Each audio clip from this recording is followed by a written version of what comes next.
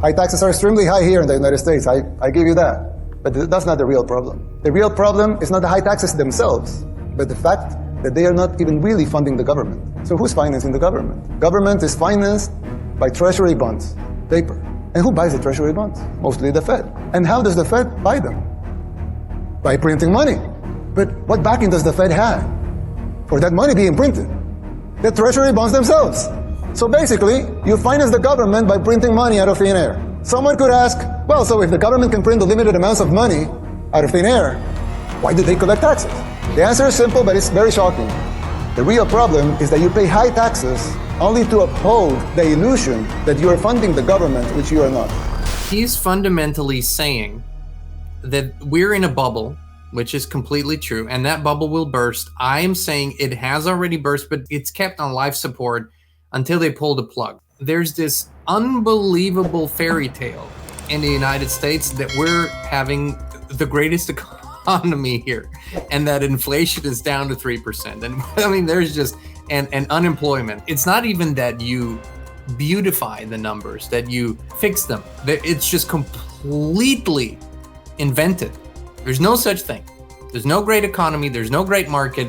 There's horrible inflation. We have to dig deeper. There's a lot of things that we need to do as a society that we love to talk about. The solutions, the growing of food, the self-sufficiency, the building of communities, all of that is incredibly important and serves the purpose of getting to the point that we need to by 2030, the absolute latest. And why 2030?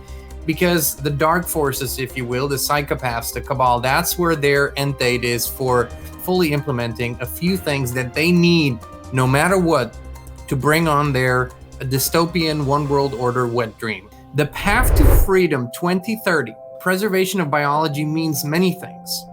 It is, on the one hand, if you look into agriculture, moving away from genetic engineering, moving away from this artificial foods. But of course, on the human side, it means that we need to 100% preserve human biology and not let ourselves be seduced into merging with AI, becoming hybrids, going into the transhumanist thing.